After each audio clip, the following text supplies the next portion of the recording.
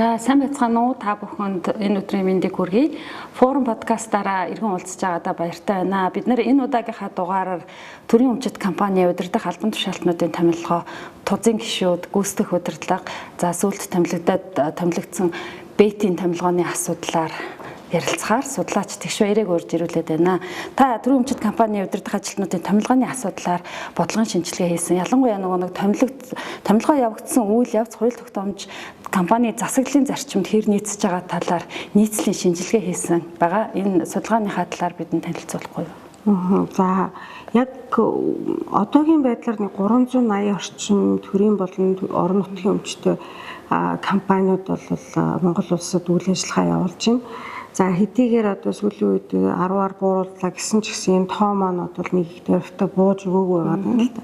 За тэгэхээр энэ төрийн өмчит компани оролцоотой компани дээр одоо энэ хөрөнгийн зарцуулалт тэгээ энэ төрөөс үзүүлж байгаа нөлөөлөл ямар байна вэ гэдэг дээр бол түн шинжилгээ хийж үзлээ. За ингэхдээ бол бид энэ төрийн өмчит компани удирдах албан тушаалтан буюу төлөөлөл удирдах зөвлөлийн төрөөс томилж байгаа гишүүд, хараат бус гишүүд, одоо гүйцэтгэх удирдлага, одоо бүрийн эрх төлөөлөгч засгийн газраас томилж байсан тийм. За ингээд одоо бүтээмжийн болон чанарын менежер гэх мэтлэнгийн удирдах албан тушаалтны томилгоо нь одоо хууль тогтоомжиндоо юу гэж байдгийг, олон улсын зарчимд нь одоо яаж заасан байдгийг, за практик дээр энэ маань яг яаж хэрэгжиж байна гэдгийг бол одоо үнэлж үзлээ. За ингэхэд бол одоо үнэлгээний дүн маань одоо 20-24 оны хугацааг бол хамарсан. За нийтдээ одоо эдгээр албан тушаалтнууд дээр нэг 27 орчим одоо томилгоонууд бол хийгдсэн байна. За эдгээр 27 орчим томилгоонуудыг нэг хүрчлэн задлаад одоо яг ямар шийдвэр тогтоолоор яаж одоо томилогдсон байна гэдг нь одоо практик дээр яаж хэрэгжиж байна, хууль тогтоомжн дээр ямар байна гэдгийг нь бол харьцуулж гаргаж ирж үзлээ. Компаниудыг сонгохдоо болохоор төсөв төвлөрүүлж байгаа орлогын хэмжээгээр нэлээд давмгаалах байр суурьтай байгаа компаниудыг сонгосон гэсэн. Тэгээд энэ 27 томилгоо маань 20-24 оны хугацаанд хэдэн компани дээр хийгдсэн томилгоо юм бэ? За энэ 20-23 оны хугацаанд 20-24 оны хугацаанд хийсэн одоо энэ үнэлгээг хийхдээ бид нар 23 онд ашигтай ажилласан компаниудаа сонгосон. За төрийн өмчит компани энэ 23 онд ашигтай ажилласан 5 компани байна. За нэгт нь бол Эрдэнэс Монгол компани, хоёрт нь Эрдэнэс 5 толгой компани, Эрдэнэ төлөвлөр, төрийн өмчит үйлдвэрийн газар, хөдөө аж ахуйн корпорац, төрийн банк гэсэн ийм 5 компаниуд байна. За эдгээр 5 компаниудаас бид төсөвт хамгийн их орлого оруулсан гэдэг утгаар нь уулуурхаан салбарын 3 компанийг сонгож авсан. Эрдэнэс Монгол, Эрдэнэ төлөвлөр, одоо Эрдэнэс 5 толгой одоо өөрөөр хэлбэл одоо иргэдийн хамгийн их анхаарлыг татж байгаа. Дээрээс нь хамгийн их хил амны байгуулж байна. За түүнээс гадна энэ авилга ашиг сонирхлын зөрчилтэй холбоотой, одоо гэмт хэрэгтэй холбоотой одоо маш их одоо анхаарал татдаг эдгээр 3 компанийг бол тусгаалan сонгож авч ирсэн.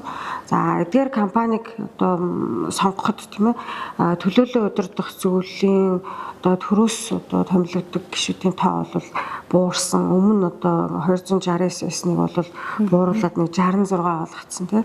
За хараат бус төлөөлөл удирдах зөвлөлийн гишүүдийн тоо 30 байсныг бол нэмэгдүүлээд 40 болгосон гэх мэтлэнгийн одоо эерэг талууд бол харагдсан. За гэхдээ үүнтэй холбоотой одоо нийт одоо нэг 27-оос 30-аад одоо томилгоонууд хийгдсэн байна шүү дээ тийм. Зөвхөн энэ 3 компани дээр. Тэгэхээр энэ 27-оос 30-аад томилгоо хийгдэж байгаа энэ 30 томилгооны одоо энэ хуулийн хэрэгжилт яг практик дээр бодит байдал дээр хууль маань нэг одоо бичигдсэн байна. Журмын зохицуултууд байна. Засаглалын зарчмуудаа бид баталсан байна. За гэхдээ эдгээр нь одоо хэрэгждэг юм уу гэдгийг л энэ үнэлгээгээр бол харж үзсэн. Тэгэхээр энэ үнэлгээний үр дүн бол хууль тогтоомж одоо хэрэгжил тойрон оронд бол нийцэл маш том зөрүүтэй гэж гарч ирсэн. За тэгвэл энэ зөрүүг ярихын тулд бид л нөгөө төрийн өмчит компани тузын гишүүдийн томилгооны асуудлаас эхлэе. Мэдээж бол төрөөс одоо төрийг төлөөлөх гишүүдийн тоог бууруулад хараат ус гишүүдийн тоог нэмэгдүүлж байгаа гэсэн хэдий ч энэ харьцааг харах юм бол төрийн төлөөлөл өндөр хэвээр байгаа тань туз маань өөрөө олонхоор ингээд шийдвэр гаргадаг учраас бас тэр төрийн төлөөллийн шийдвэр одоо санал бол шийдвэрт нэлээд юм нөлөөлөх хүчин чадалтай байгаа тань л да. Тэгээд одоогийн хууль дүрм журмыг ингээд харах юм бол хэдийгээр төрийг төлөөлөх гишүүд гишүүдийг одоо компанид төрийн өмчийн хувьцааг эзэмшиж байгаа төрөөс ингээд төрөөс томилж байгаа боловч хууль дүрм журмаа харахаар зэрэг ер нь бол сүүлийн хэдэн жилүүдэд сонгон шалгаруулалтаар одоо сонгож гаргаж ирж томилох зохицуулалт гарсан байлаа шүү дээ. Энэний хэрэгжилт ямар байна? За яг төрийн өмчийн одоо хувьцааны эрхийг хэрэгжүүлэх төрийн төлөөлөл удирдах зөвлөлийн гишүүдийг сонгон шалгаруулах, томилох энэ процессыг бол нэгт хуульчилсан, хуульд бол журмалсан байна. За хуулийн өрөөнд гэвэл төрийн болон орон нутгийн өмчийн тухай хууль, тэгээ үндэсний баялагын сангийн тухай хууль. За дээрэс нь одоо засгийн газрын 2023 оны одоо 84 дугаар тогтоол гэдэг. Эдгээр тогтоолоор бүр яг яаж сонгон шалгаруулах уу, ямар хүнийг төрийн төлөөллөөр одоо томилох вэ гэдэг энэ процессыг нарийн заагаад тавигдах шалгууруудыг нь заагаа. За үүн дээр бол хамгийн чухал нь нөгөө ашиг сонирхлын зөрчилгүй тухайн компанитай тэгээ ямар нэгэн хилцэлд орж байгаагүй гэх мэтлэнгийн ашиг сонирхлын зөрчил одоо авилгын эрсдлийг бууруулах ийм тавигдах шалгууруудыг бол наривчлан тусгасан байна. За холбогдох хууль тогтоомж ч гэсэн яг энэ процессыг яаж сонгон шалгаруулалтыг явуулах вэ гэдгийг бол нарийн заагаад өгсөн гэдэг юм. За энэ маань өөрөөр хэлбэл бид хууль тогтоомжоо хараад олон улсын засаглалын зарчмаа харахад нийцж байна гэсэн чинь тийм. Яг журмын зохицуулалтаараа бид нарийн тусгацсан тийм ингээд нийцж байна гэсэн. За гэхдээ яг практик хэрэгжилтээр энэ маань одоо хэрэгждэг юм уу гэхээр төрийн төлөөллийг хэрэгжүүлж байгаа төлөөллийн удирдах зөвлөлийн гишүүнийг сонгон шалгаруулж исэн нэг ч тохиолдол гараагүй өнгөрсөн хугацаанд.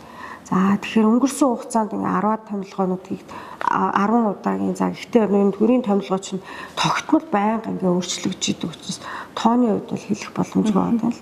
Тэгэхээр ингээд энэ олон томилгоонууд төрөөс томилогдоод явахдаа хуучин бол одоо 2018 он хавцаа бол албан тушаалаар томилогдож ирсэн юм. Тэгээ албан тушаалын нэрийг засгийн газрын тогтоол заагаад тухайн албан тушаалт нь төрийн төлөөллийг хэрэгжүүлж ирсэн бол за албан тушаалаар бол томилохоо болсон. За тийм учраас одоо ингээд үзмжээрээ ямар нэгэн албан тушаалтыг хинч байж болно. Тэ альж албан тушаалтай альж агентлаг яамны за энэ хүмүүсийг одоо ингээд тухайн одоо илүү эрх мэдэлтэй одоо энэ төрийн өмчт компанид нөлөөлж болохоор этгээд нь өөрийн үзмжээр юм томилох юм процесс бол явагдаж байна. За үүн дээр бол нөгөө сонгон шалгаруулна, нээлттэй ил тодмод гэсэн энэ зохицуултууд байгаа боловч альж процесс нь хэрэгжихгүй байна л да. Тэгэхээр бид ямар хүмүүсийг яагаад томилогдсон бэ?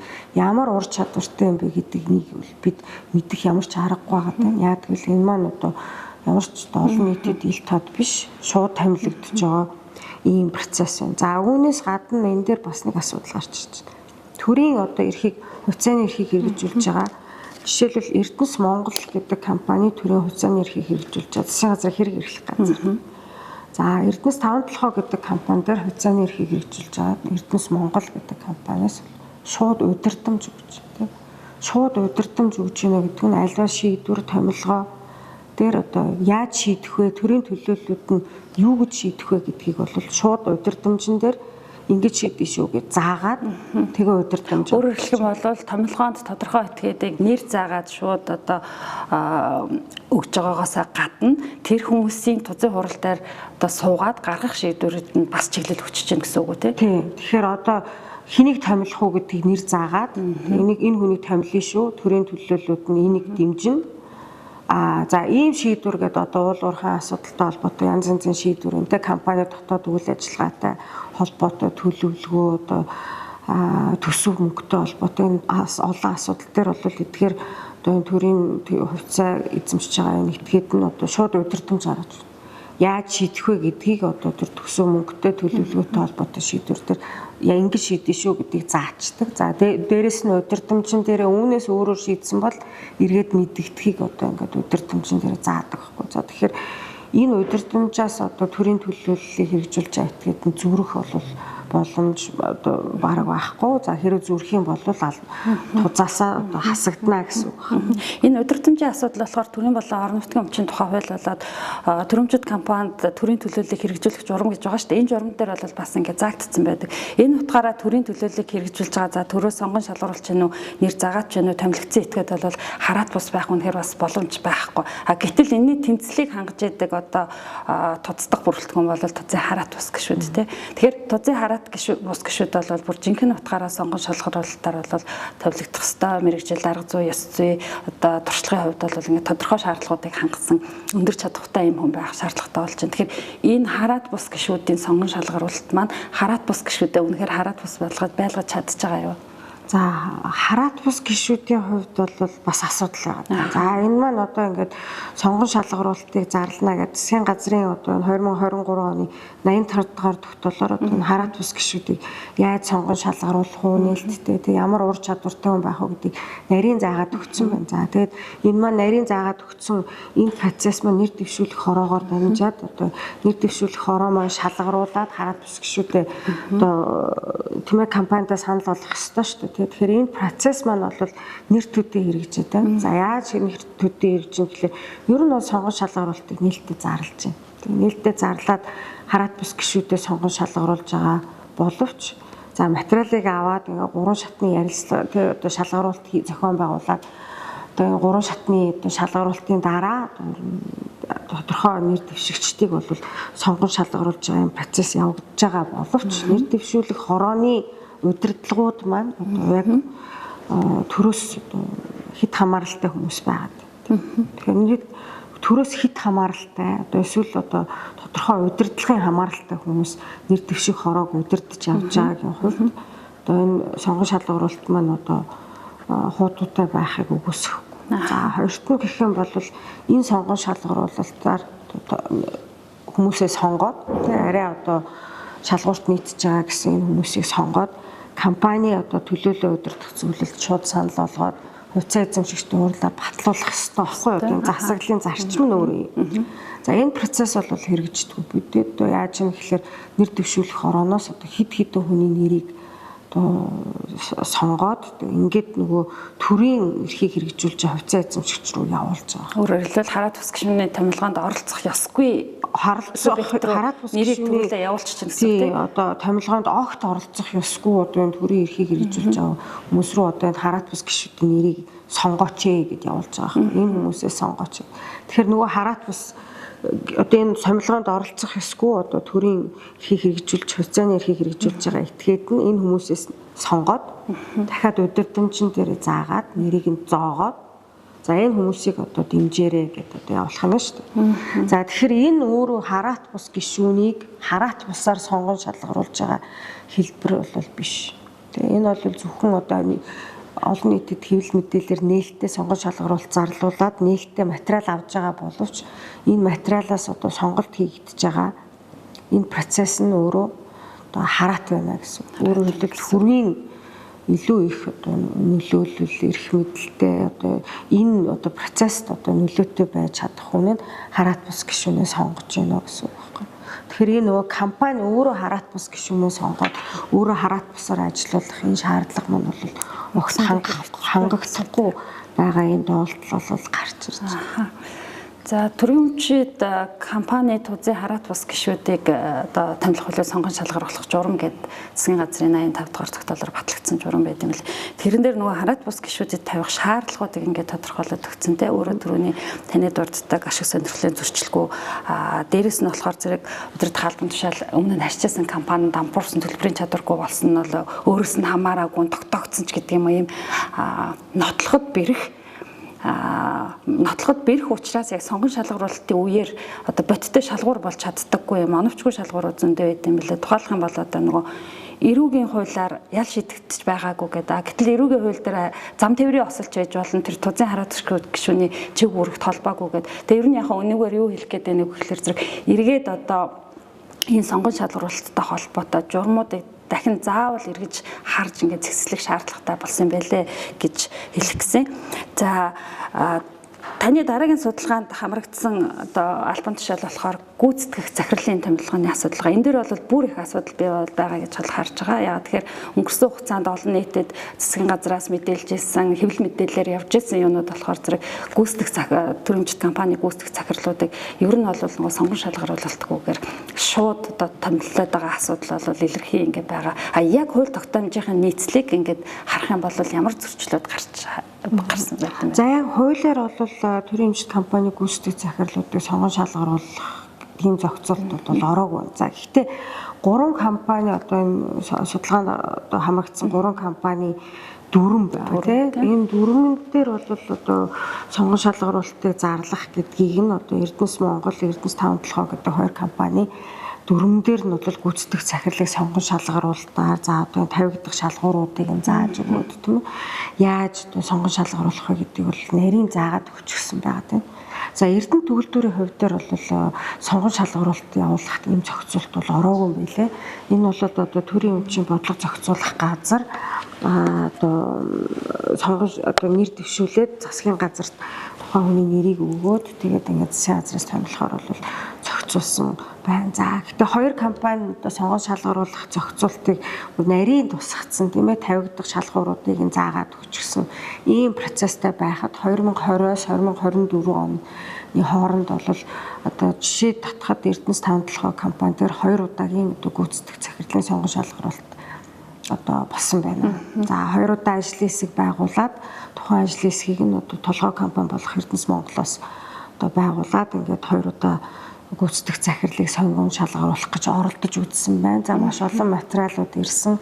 Тэгээ ажлын хэсэг одоо үр дүнтэй хуралдаад ингээд бас яг ингээд 2 дахь шатны сонгон шалгаруулалтаа бол явуулаад 3 дахь шатны сонгон шалгаруулалт бол явагдаагүй байна. За ингээд ажлын хэсэг таарсан байна. За энэ маань өөрөө юу гэлж байна гэхээр яг өнгөрсөн бүх хугацаанд гүйцэтгэх захирлын одоо үүргийг гүйцэтгэгч. Тэгээ эсвэл одоо Эрдэнэт төвлөрдөр дээр бол ерөнхий захирал гэдэг. За эдгээр хүмүүсийн томилгоо бол хизээч сонгон шалгаруулалтын үр дүнд одоо шударгаар олон нээлттэй ил тод одоо чадвартай хүнийг сонгон шалгаруулахын процесс бол явагдаагүй. Зөвхөн яаж томилогддог вэ? Засгийн газрын одоо хуралдааны тэмдэглэлээр одоо энэ хүмүүсийн нэрийг нь зоогоод одоо хавалдааны тэмдэглэлд одоо за энэ хүнийг тэр компани одоо гүйцэтгэх захирлаар томилно. Тэр компани гүйцэтгэх захирлыг одоо одоо энэ хүн гүйцэтгэнэ гэдэг ингээд нэр зааж засгийн газрын хуралдааны тэмдэглэлээр бол орж ирж байна. За энэ хуралдааны тэмдэглэлийг одоо шүүхэд өгөх захиргааны иргэн маргаан үсэх одоо ямар ч боломжгүй байгаа даа. Нэгт хоёрт бол энэ хуралдааны тэмдэглэлүүд бол олон нийтэд ил тод биш байгаа тийм.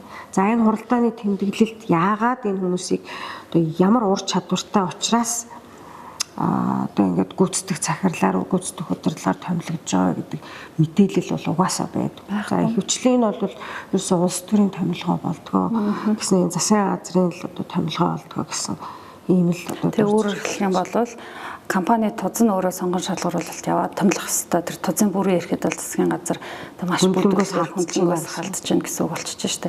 Ер нь энэ засгийн газрын хуралдааны тэмдэглэл ил тод байх ёстой юу? Тэгээ засгийн газрын хуралдааны тэмдэглэл одоо энэ нийтийн баялагийг бид нар захиран зарцуулах хүнийг томилж байгаа байхгүй. Тэгвэл энэ чинь хуулиндаа дүрмэндээ бид нар ил тод сонгон шалгаруулна гэд нэг талдаа заасан байна шүү дээ. Нэг бол хууль дүрмээ хэрэгжүүл, олон улсын зарчмаа хэрэгжүүл. За үгүй бол хэрв ингээд нууцаар томилж байгаа бол энийг ил тод болох хэрэгтэй. Олон нийт энийг бол зайлшгүй мэдэх шаардлага нь байгаа. За тэгэхээр зөвхөн энэ одоо гүйцэтгэх удирдлага дээрч биш те одоо энэ засгийн газрын үүргийг хэрэгжүүлж бүрийн эрхт төлөөлөгч гэдэг хүн байна. За энэ дээр бас адилхан яг засгийн газрын хуралдааны тэмдэглэлээр нэр заагаал хугацаа заагаал ингээл бүрийн эрхт төлөөлөгчийг томилох гэдэг ийм зохицуултууд орж ирж байна. Өөрөөр хэлбэл энэ компанийг бид нар бүх шатанд нь улс төрийн оролцоог өөрсдөө бий болгоод шүү дээ засгийн газар те. Тэгэхээр энэ өөрсдөө бий болгож байгаа энэ улс төрийн оролцооноос бид хариуцлага нэхэх гэхлээр одоо энэ одоо асуудалтай болоод байна. Яа тэгэхээр эн чинь засгийн газраас авахуулаад бүгдээрээ энэ шийдвэр гаргах эрх бүхий этгээдийн томилгоонд нь оролцсон байхгүй. Тэгээ зөвхөн томилгоонд нь оролцоод зогсож гинөө гэвэл одоо тэхгүй байна тийм. Энэ гаргаж байгаа шийдвэрүүдэд нь одоо энэ төлөөлөл удирдах зөвлөлийн шийдвэрт нь бас яг ингээд төрөөс бүрэн оролцоод 100% оролцоод хэдийгээр одоо түрүүн таны дурдсан одоо энэ удирдамжинд журмын зохицуултаар бий болсон удирдамж гэдэг аюун дээр одоо юун дээр удирдамж гаргаж өгөх вэ гэдэг юм хязгаар бол заасан байдаг. За гэхдээ энэ хязгааргүйгээр одоо энэ төрөөс одоо төлөөлөл удирдах зөвлөлөө шийдэж байгаа бүх асуудал руу бол энэ удирдамж бичиж оруулж ирж байгаа нь бол одоо энэ компани дотоод үйл ажиллагаар бол энэ улс төрийн нөлөөлөл маш өндөр байна л гэж харагдаж байна. Бүрэн эрхт төлөөлөгчийн тухайд одоо зөвхөн тэмдэглэл тусахаас гадна хууль тогтоомжийн ихийг нь зөрчил байна гэж бол таны судалгаан дээр одоо дүгнсэн байлаа. Тэр талаараа бид нарт дэлгэрэнгүй ярьж байж. За засгийн газрын бүрэн эрх төлөөлөгч гэдэг энэ одоо албан тушаалтныг томилохдоо за 1991 онд батлагдсан бүгд найрамдах Монгол ард улсын засгийн газарт эрх олох тухай одоо хуулийг ашигласан байдаг. За бүгд найрамдах Монгол ард улс гэж одоо Монгол улсад байхгүй тийм. За үүнээс гадна энийг хяналтыг хэрэгжүүлэх хугацааг сунгах энэ асуудал нь нөгөө улсын баг хуралдаа оногдсон байдаг байхгүй. За тэгэхээр энэ манад байхгүй нэр томьёол шүү дээ. Тийм улсын их хурал дотор улсын баг хурал гэж байхгүй байгаа тийм. За энэ улсын их хурлын байнгын хороонууд хяналт тавих юм уу гэхээр хуулинд нь тийм зохицуулт байхгүй. Өөрөөр хэлбэл энэ чинь Монгол улсын засгийн газарт эрх олгоогүй бүгд найрамдах Монгол ард улсын засгийн газарт эрх олгоцсон ийм асуудал одоо хүчингүү тий одоо энэ хүчин төгөлдөр гэж үзэхэд өндөрлөлтөө энэ хууль тогтоомжийг ашиглаж одоо үеийн засгийн газрууд өөрсөндөө даваа байдал олох гэж тийм чинь төрийн өмчт компани засаглалын зарчмаар үйл ажиллагаа явуулахын оронд өөрсдөө энэ улс төрийн томилгоо хийцэн тэгээ бүх томилгоонуудыг өөрсдөө засгийн газрын хуралдаанаараа шийдсэн хэрнээ хариуцлага тооцох болохоор бас хариуцлагын тооцогдохгүй одоо энэ олон замбраагууд арга нар оролцсон учраас тэгээ дахиад бэт гэдэг хүнийг ингээд хариуцлага тооцож байгаа хэлбэр мэтээр ингэж тавьж гаргаж ирчээд тухайн бэт нь ямар ч хяналтгүйгээр одоо бүх одоо хууль тогтоомжийн одоо бэт гэдэг хүнийг томилчин гут нөгөө хууль тогтоомжийн үйлчлэл чинь хамаархаа болчихдөг юм байна л да. За ялангуяа энэ ковидын хугацаанд бол одоо авилгын эсрэг хууль, нийтийн албаны сонирхлын зөрчлийг зохицуулах хууль, шилэн дансны хууль гэх мэт чинь эдгээр чинь аль нь ч хэрэгжихээ болцсон. За ер нь бэт томилогдох үед бол энэ хэрэгжихээ болчихдөг юм байна.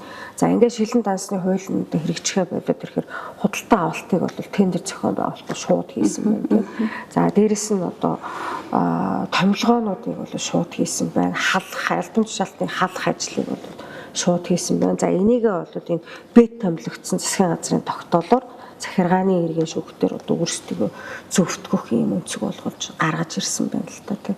Тэгээ энэ маань бол одоо энгийн гимгүү байгаа хүмүүсийн эрхийг бол нэг талдаа одоо ноцтой зөрчиж байгаа.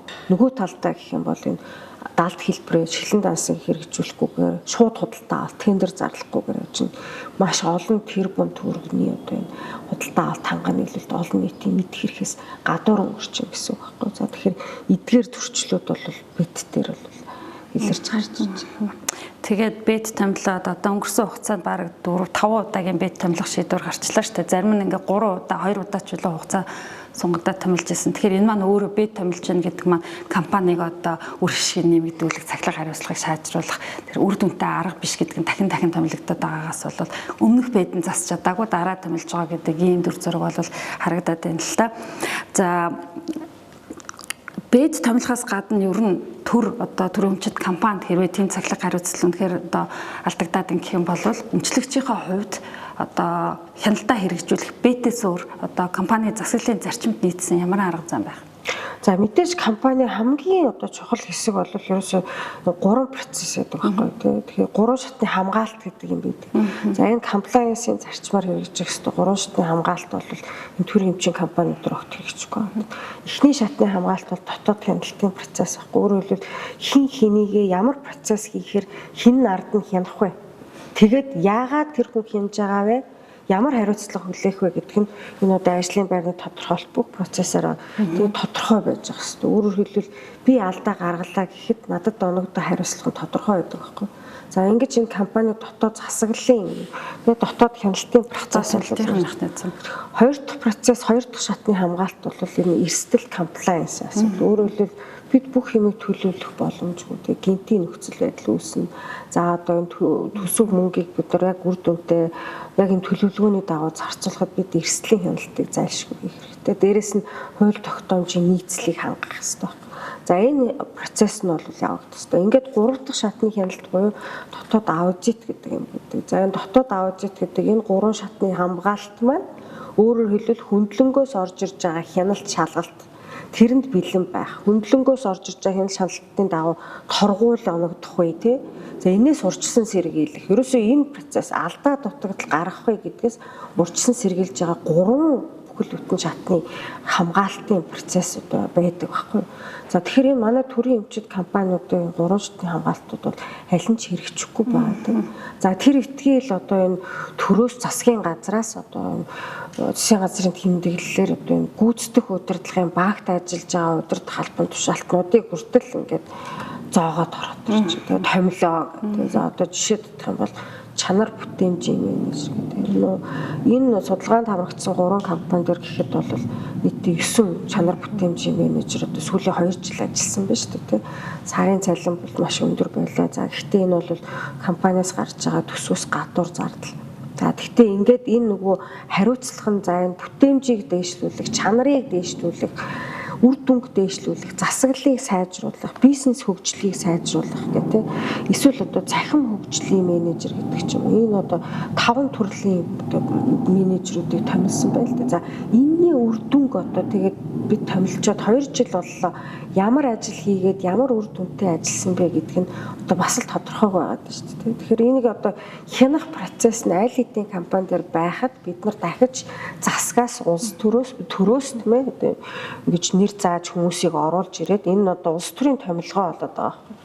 Тэгэхээр одоо энэ бүх шатн дээр бид нар одоо яаж юм гэхэлэр ерөөсөө улс төрөөс томилгоонууд орж ирж байна. Тэгээ энэ төлөөлөн удирдах зөвлөл төрийнх нь хараат бус дээр нь төрийн одоо нөлөөлөл орж ирж байна. Гүйцэтгэх удирдлага, за гүйцэтгэх удирдлагын багийн гишүүд төр хүртэл энэ төрийн нөлөөлөл бол ингээ бүрэн орж ирж шүү дээ. За ингээд тэгээ дээрэс нь одоо удирдамж чиглэл гэдэг юмар одоо шаардлагагүй байсан ч одоо гаргаж байгаа бүх шийдвэр дээр нь одоо чиглэл өгч орж ирж байна.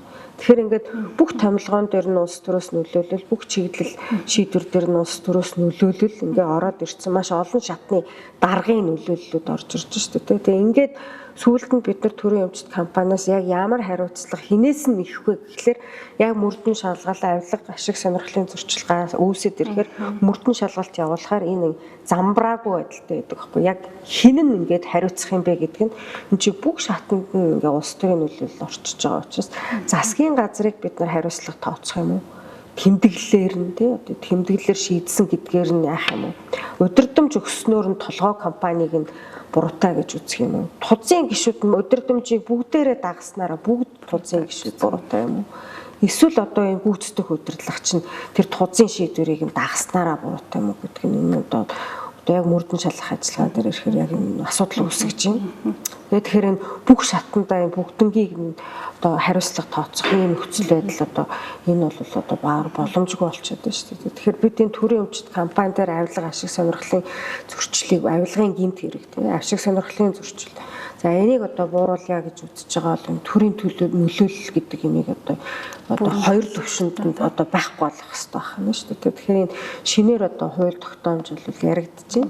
За энэ одоо төрийн эмчит компаниг одоо бодлогоор бууруулъя гэж ах шиг байна. За яг хоо сайн мэдээ гэвэл одоо энэ асуудал нь одоо ийм хүнд нөхцөл байдалд үүссэн учраас зохицуулъя гэж ах шиг байна. За гэхдээ одоо яг энэ сайн мэдээгээ дагаад бид энэ хоёр асуудлаа бууруулж чадахгүй бол энэ ерөөсөө бидний ярьж байгаа энэ төрийн эмчит компани гэхлээр хариуцлага, авилга асуудал ярьж шүү дээ. Тэр энэ хоёр асуудлаа бол хизээч бууруулж чадхааргүй л байгаад байна л да. Өмнөх хууль одоо үйлчилж байгаа хүчин төгөлдөр үйлчилж байгаа хууль тогтоомжуудыг харах юм бол төрийн эмчит компани удирдлагын томилтонд угаасаа төр ингээд шууд одоо сонгон шалгаруулалтыг тузын эрх мэдлийг алхасаад ингээд шууд оролцох боломж угаасаа байхгүй л байгаа шүү дээ. Байхгүй мөртлөө бид нар ингээд хууль нь одоо тэрийг хориглоогүй мөртлөө одоо тийм боломжийг бол уг нь олгоогүй. Тэгсэн мөртөө ийм практик хэрэгжчихсэн. За одоо явж байгаа хуулийн төсөл дээр их хурл дээр яг одоо хэлэлцэгдэж байгаа те тэрэн дээр болохоор зэрэг мөн л адилхан одоо үйл ажиллагаа эрх мэдлээс тусгаар байна гэдэг зохицуулалтууд байгаа юм. Зарчмын хувьд ялгаатай одоо ийм шинэлэг зохицуулалтуудыг авчирч чадахгүй одоо энэ хуулийн төсөл маань ямар нэгэн бодиттой эерэг өр нөлөө гаргаж саяны таны одоо судалгаагаар гарч ирсэн олон зөрчил дутагдлуудыг арилгаж чадах болов. За хэрвээ бид зүгээр хуулиа журмаа зохицуулалтаа байгаагаар нь яг ингээд биччихснээр нь хэрэгжүүлэх юм бол угаасаа энэ асуудлуудыг зохицуулж чадхаар байна. Тэгтэл одоо нэмээд хууль батлагдчихэв. За хууль батлагдлаа. Гэхдээ бидэнд яг асуудал болоод байгаа юм нь юу вэ гэхлээр хууль дүрмдээ биш байгаа, аахгүй журамдаа биш байгаа. Бидэнд практик хэрэгжилтээр л асуудал болоод шүү дээ. Практик дээр бид нэр хэрэгжиж байгаа энэ томилгооч өөрөө улс төрийн нөлөөтэй байгаад энэ шийдвэр нь өөрөө улс төрийн нөлөөтэй байгаад энэ хоёр юмаа бид нар зохицуулж чадвал хариуцлага, авилга гэдэг энэ хоёр юмаа бид нар ярих нэ. Ярьж одоо болохоор болох юм тийм. Тэгэхгүй одоо бол бид зүгээр хоосон яриад байгаа байхгүй. Тэгэхээр энэ хоёр асуудлыг зохицуулж чадхаар хуулийн төсөл бол одоогийн байдлаар бол болж чадаагүй. Энийг бол сайжруулах бол зайлшгүй шаардлагатай. Одоогийн байгаа хууль тогтоомжол хэрэгжүүлэхэд ер нь болохоор юмнуудыг л яг энэ одоо хуулийн төсөл дээр бол хамт шимэл оруулсан байна л. Тэгэхээр энэ олон улсын засаглалын зарчмаа бид нар нэгт ерөөсөө ойлгох хэрэгтэй. Одоо байгаа хуулиа нэг бол хэрэгжүүл. Тэгээ үгүй бол энэ төрийн нөлөөлч хитүүндэр байгаад байгаа учраас энэ авилгын асуудал гэдэг чинь ерөөсөө огт буурахгүй ийм нөхцөл байдалтай. Цаашдаа ч ер нь 10 жилийн дараа бид яг ижлэгэн асуудал яриад л одоо сууж яхаар ийм нөхцөл байдалтай байна л да тийм. За энэ хуралдааны тэмдэглэлээр одоо томилж гин гэх мэтлэнгийн тэгээ энэ одоо тузын хараат бус гişүн хараат бус яг сонгон шалгаруулалтаараа томилогдож чадахгүй гэх мэтчлэнгийн энэ одоо маш олон асуудлуудыг яг энэ хуулийн төсөлтөөр бол бүрэн зохицуулж одоо чадаагүй байна. За энэ дээр бол сайжруулах байх гэсэн хүлээлт байгаад байна. За тэгэд бид одоо ерөөсөө өнгөрснөө бол харах хэрэгтэй. Тэгээ бид яг энэ томилогдсон одоо төлөөлөө удирдах зөвлөлийн гишүүд, хараат бус гишүүд, за гүйцэтгэх удирдлага одоо гүйцэтгэх удирдлагын багийн буюу энэ компани удирдах албан тушаалтнууд дээр өнгөрсөн хугацаанд одоо ямар гэмт хэрэгүүд, авилгын гэмт хэрэгүүд тэгээд гарч исэн бэ гэдгийг бид бүр ингээд задлаад хараад үзэх хэрэгтэй байхгүй тийм. Тэр аль бүх шатандаа авилгын гэмт хэрэг бол гарч исэн байна. Албан тушаалаа оруулан ашиглаж исэн байна. Тэгээд дураараа ашиглаж исэн байна. Тэгээд гих мэтлэнгийн одоо энэ гэмт хэрэгүүд одоо араасаа ингээд ял авсан байна. За гэхдээ буурахгүй байгаа тийм.